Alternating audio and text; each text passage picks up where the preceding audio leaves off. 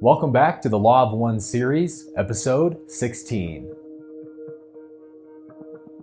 In today's episode, we're going to be covering another one of the foundational tenets in the Law of One, which are the two paths of service to others and service to self. And in many ways, this is the most important concept for us here in third density to have a strong grasp of. As Ra explains, that basically the whole purpose of the third density of consciousness is to allow the soul to choose between the two polarities. And so in our previous episode, we talked about how consciousness, just like the electron, must choose a polarity in order to gain a charge and be able to perform work in consciousness. But what we haven't talked a whole lot about in this series are the philosophies behind these two paths. And so because we discussed the service to others path very heavily in this series, today's episode is going to focus much more on the service to self path. Because as you'll see, this will also help us have a better understanding of the service to others path. Because a thing is always known by its opposite.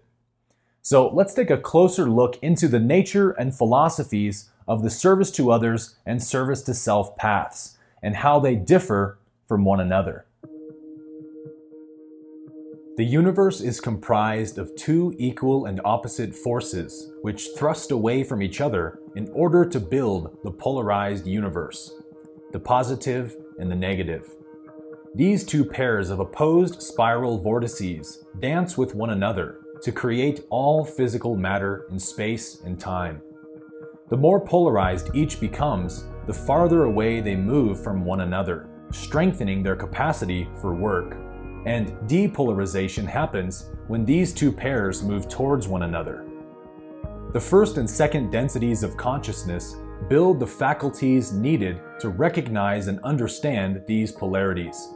And when consciousness reaches the phase of third density, it cannot polarize any further until it finally commits to either the positive or the negative. The soul must decide which philosophy of the universe it prefers to experience on its evolutionary journey, the positive being service to others and the negative being service to self. The easiest way to understand these two philosophies is through the analogy of a dream. Both polarities acknowledge the truth that there is only one dreamer or creator in the dream. The negative polarity takes the position that because there is only one dreamer, all other characters in the dream do not exist. They are just projections of my own mind, and so what I do to them is of no consequence. All other dream characters are pawns in my game, to be used for power, control, and manipulation. The service to self entity says, "This is my dream, and I shall set the dream world in order." And whenever the negatively polarized entity successfully controls, enslaves, or manipulates another dream character, it becomes more godlike in the dream, accessing the powers of higher consciousness. This is negative polarization. The positive polarity takes the position that since there's only one dreamer, all characters in the dream are equally the one dreamer. And since the dreamer is infinite, it is equally experiencing all points of view in the dream simultaneously. Because of this, the service to others entity treats all other dream characters just as it would treat itself. And through these acts of service and love, the entity walks closer towards God realization, accessing the same powers of higher consciousness as the negative entity. This is positive polarization. In session 19, Ra describes the basic difference of these two paths as follows. I am Ra. We can speak only in metaphor. Some love the light. Some love the darkness. It is a matter of the unique and infinitely various creator choosing and playing among its experiences as a child upon a picnic. Some enjoy the picnic and find the sun beautiful, the food delicious, the games refreshing, and glow with the joy of creation. Some find the night delicious, their picnic being pain, difficulty, sufferings of others, and the examination of the perversities of nature. These enjoy a different picnic. All these experiences are available. It is the free will of each entity which chooses the form of play, the form of pleasure. Questioner: I believe we have a very, very important point here. It then seems that there is an extreme potential in this polarization, the same as there is in, to make an analogy, using electricity. We have a positive and a negative pole. The more you build the charge on either of these, the greater the potential difference and the greater the ability to do work, as we call it in the physical. This would seem to me to be the exact analogy that we have in consciousness here. Is this correct? I am Ra. This is precisely correct.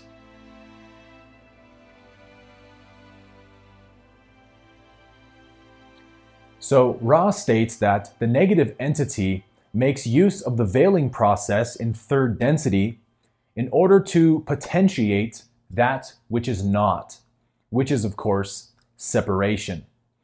So the negative path begins in the third density, which we know correlates to the third chakra of the solar plexus. And this is the chakra where the ego is first created. So the negative entity makes primary use of the orange and yellow ray chakras to continue potentiating and polarizing on the negative path until it eventually becomes a very powerful, masterful, and finely tuned ego. And this continues for the remainder of its soul's evolutionary journey. So one of the main misconceptions I hear about negative entities is that a service to self entity is basically one who goes around kidnapping and murdering and torturing people like an evil mustache-twirling villain. And this is, of course, profoundly not the case. It's more accurate to think about a service to self entity as a slick-talking cult leader, or a corrupt politician, or maybe a military dictator. And this is because the negative path polarizes primarily through acquiring another's free will, meaning they must convince the other self to adopt their philosophy and willingly initiate themselves into a voluntary enslavement, where one becomes the master and the other becomes the servant. So one of the first distinctions we can see between the two paths is that the service to others path is always about power for the other, while the service to self path is always about power over the other. The negative path is always based on hierarchies, where the elites enjoy the power at the top of the pecking order, and the minions sort of carry out the grunt work at the bottom, while hoping to one day achieve a position at the top. So for this reason, negative social memory complexes are constantly breaking down and reformulating, as these battles are always taking place between entities in the group to ensure that the proper positions of power have been achieved. But there are also nuances to the negative path, where things like the killing, the torturing, and sexual possession of others does come into play for negative polarization. The service to self path pulls its basic philosophy of the universe from the second density. It sees a universe of pure survival and competition and domination. So the negative entity thinks to itself, look, the lion kills and eats the gazelle, and the creator doesn't bat an eye. There's clearly no justice or morality or rules to this universe other than the rules that I make, because I alone am the God of this universe. And so the more that I can bend others to my will and to obey my rules, the more godlike I will become. This is the basic mentality of the service to self entity. And so in this way, it's very likely that the negative path will begin its polarization by carrying out rituals such as the killing and torturing of others while feeling absolutely no remorse whatsoever. Only the power gained through the conquering and dominating of the other self. And although this is not directly stated in the Law of One, this is a classic practice of black ritual magic, which Ra does state that the negative entities do perform. But once the fear of death and empathy towards others have been completely conquered, there's likely not a whole lot of benefit left for a negative entity to just continue killing and torturing others, except in rare cases where it can interfere with or eliminate a service to others act from taking place. But what the negative entity really needs is to enslave and possess, which means that it must become a master in the art of manipulation. So for this reason, Ra states that negative entities are very wise and crafty and intelligent. They also state that they're typically very beautiful in appearance, because that makes it a whole lot easier to manipulate someone. So you might picture an attractive, smooth-talking salesman who's selling the philosophy of service to self. They come well-dressed and well-spoken, with a great smile and pearly white teeth. You might also picture a Thanos-type character from the Avengers, who dazzles you with his amazing power and looks at you and says, "If you serve me, I can make you great. I can show you powers and pleasures beyond your wildest dreams." I am inevitable. One of the more accurate depictions of the universe we live in is found, ironically, in the Hollywood classic series of Star Wars. There is the light side and the dark side of the Force, the Jedi and the Sith, or service to others and service to self. They both use the same force, but through two different philosophies. And we see an excellent example of the service to self recruitment process in Star Wars Episode 3, Revenge of the Sith. This is the scene where Emperor Palpatine is seeking to recruit Anakin to the dark side of the Force, which will in turn allow Palpatine to become even more powerful. And in this scene, they engage in a conversation about the dark side of the Force. The Jedi use their power for good. Good is a point of view, Anakin. The Sith and the Jedi are similar in almost every way. The Sith rely on their passion for their strength. They think inwards, only about themselves. And the Jedi don't. The Jedi are selfless. They only care about others. Later in the movie, when Palpatine exposes himself as a Sith Lord to Anakin, he asks him, Are you going to kill me? I would certainly like to. I know you would. I can feel your anger. It gives you focus, makes you stronger. In the final scene, Anakin accepts Palpatine as his master in exchange for Palpatine's promise to teach him the powers of the dark side, which Anakin can use to save Padme's life. I pledge myself to your teachings. A powerful Sith you will become. So this is a perfect example of how the service to self path is always built upon hierarchy and a pecking order, as Ra would say. But another great example of the difference between these two paths is seen through that of sexual energy transfer. Ra states that positively polarized entities exchange primarily green ray sexual energy, which is the giving to the other with no expectation of return. Whereas in the negative polarity, it's just the opposite. In session 87, question 25, Ra states, "In positive polarities, true sharing is almost universal. In negative polarities, true blockage so that the conqueror obtains orgasm and the conquered almost never is almost universal." Sexual energy transfer on the negative path is always about domination and possession, which means that to give the entity being dominated any pleasure would be an act of service, which would actually depolarize the dominating entity. So sexual transfer of the negative path is always about the dominating entity receiving as much pleasure as possible while actively denying the dominated entity as much pleasure as possible.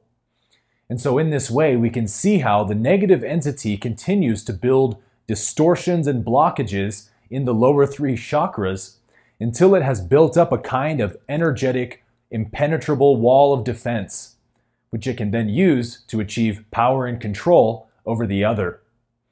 And interestingly enough, Ra also states that in the same way that the positive entity can reach contact with intelligent infinity by unblocking and balancing the chakra network, the negative entity can actually achieve the same feat through distorting and blocking the lower three chakras. In session 32, Ra states, "The negative path, as you would call it, uses a combination of the yellow ray and the orange ray in its polarization patterns. These rays, used in dedicated fashion, will bring about a contact with intelligent infinity." Ra says on a few occasions that the negative polarity is a much more difficult path to tread because it is built upon high entropy, disharmony, and separation. The negative polarity essentially denies the ultimate truth of the universe, which is unity, and unity is expressed as love. So this is why Ra refers to the negative polarity as the path of that which is not. It is built upon the illusion of separation. So polarization on the service to others path is much easier because it doesn't require the manipulation of another's free will, but only on the free giving and sharing of love and service with no expectation of return. So whether or not the service is accepted or rejected makes no difference because polarization will still take place. Whereas on the negative path, it's all about enslavement and control of the other, which means it must be willingly accepted by the other in order for that polarization to happen. So this is why negative entities are far more protective and cautious about losing negative polarity, because it's much harder to acquire. So they're not willing to take the kinds of risks that positive entities are willing to take. A question that I commonly hear on this topic is, why does the Creator need the negative polarity? Why can't the Creator know itself through love and light alone? And the important distinction here is that the Creator doesn't need the negative polarity to be what it is. It only needs it to know what it is. Because as we said at the beginning, a thing can only be known by its opposite. So the Creator always is pure love and light, but it can't know what it is without experiencing the contrast of its opposite. So the negative polarity serves the very important function of being the mirror to love, or the reflection of the light, because light can only be seen in the presence of darkness. And so this is why Ra states again and again that the positive and the negative polarities are equally valid. So we can see the important function that both polarities serve. The positive is meant to be that polarity which expresses all the Creator is, while the negative is meant to be that polarity which expresses all the Creator is not. They are supposed to be perfect opposites, yin and yang, where there is no overlap at all. Truth and illusion, real and unreal. And so this is why in the sharing of love, both entities involved win, in that they both move one step closer to reality. And in the sharing of separation, both entities involved lose, in the sense that they move one step further from reality. And this is seen in Ra's explanation of why the negative path must eventually concede to the positive path. Once the negative polarity reaches early to mid sixth density, the entity finds itself at a kind of impasse, because no matter what it does, it cannot achieve any further charge of negative polarity, because an illusion can only go so far. So after spending some time of metaphysically beating its head against the wall, the negative entity eventually concedes and reverses its polarity to the positive in order to continue its evolution. And so because all polarity essentially ends at mid-sixth density, this is the point where total unity and non-duality in consciousness is attained. Reality can have no true opposite. There can only be the illusion of unreality. But in order for the non-dual reality to be known, duality must first be known. And this is the purpose that polarity serves. But because the negative polarity denies the reality of love, it cannot complete its return back to the Creator, because the one Creator contains no separation. So the negative polarity must eventually concede and acknowledge the reality of love. Oneness is the ultimate truth of the universe, and this is the foundation upon which the service to others path stands. So the choice, as always, is yours. All that truly matters is to know the game you're playing. You are an eternal soul on a journey of evolution who has come here to make the important decision of choosing which polarity your soul prefers. You might prefer to spend your journey howling at the pale moonlight and groping around in the darkness. Or you might prefer to spend it dancing in the sunlight over fields of unity and love. Neither choice is right or wrong, for all returns back to the one in the end. And that one is love and light. So now, I'll leave you as always with one final quote from Ra.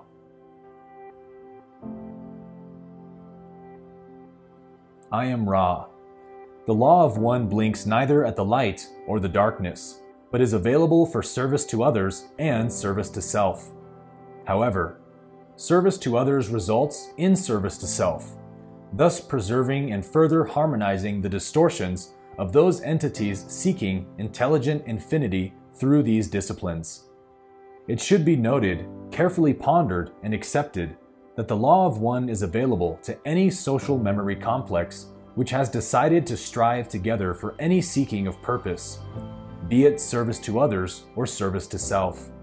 The laws, which are the primal distortions of the law of one, then are placed into operation, and the illusion of space-time is used as a medium for the development of the results of those choices freely made.